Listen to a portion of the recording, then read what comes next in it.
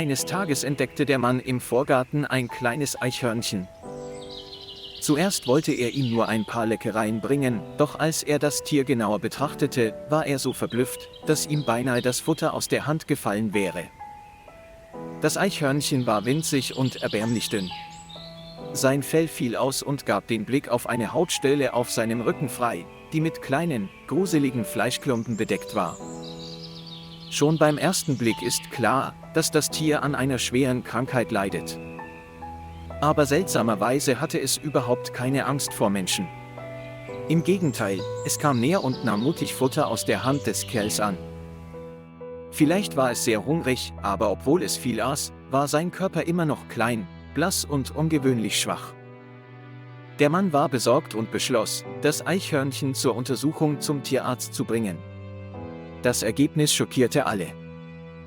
Kein Tumor oder Fettklumpen, was auf dem Rücken des Tieres schwamm, war ein unerwarteter Schrecken. Das kleine Eichhörnchen wird von fleischfressenden Bakterien befallen, in jeder Beule befinden sich lebende Maden, die seinen Körper von innen heraus zerfressen. Der Arzt sagte, dies sei einer der schwersten Fälle, die er je gesehen habe. Die Parasiten waren so groß wie Mandeln und saugten dem Eichhörnchen sämtliche Nährstoffe aus, sodass es nicht wachsen konnte, egal wie viel es fraß. Nach einem Moment der Panik beruhigten sich alle schnell und besprachen einen Behandlungsplan für das Tier. Das Eichhörnchen wurde betäubt, die Haut auf seinem Rücken desinfiziert und leicht eingeschnitten, jedes Stück Fleisch wurde herausgedrückt. Aus dem Inneren wandten sich dicke Maden heraus, die jedem, der sie sah, das Gesicht vor Unbehagen verzogen. Der Arzt nahm geduldig jede einzelne Made auf, wischte das Blut ab, trug Medizin auf und ließ keine zurück.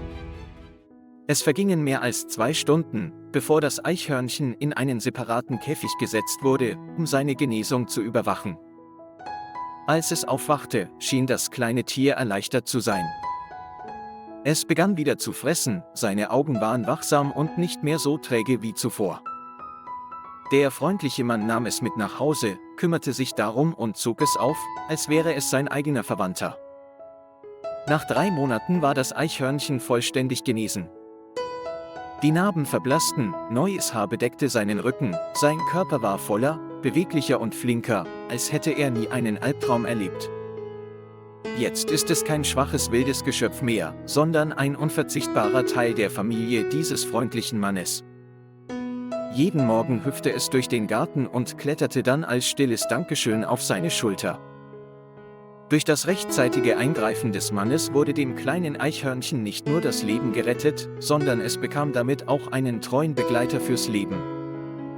Und manchmal kann schon eine kleine Tat ein Leben komplett verändern. Lieber Freund, vielen Dank, dass Sie sich die Zeit genommen haben, unsere Geschichte zu lesen. Wenn Sie es interessant finden, vergessen Sie nicht, den Kanal zu liken und zu abonnieren, damit Sie die nächsten Folgen nicht verpassen.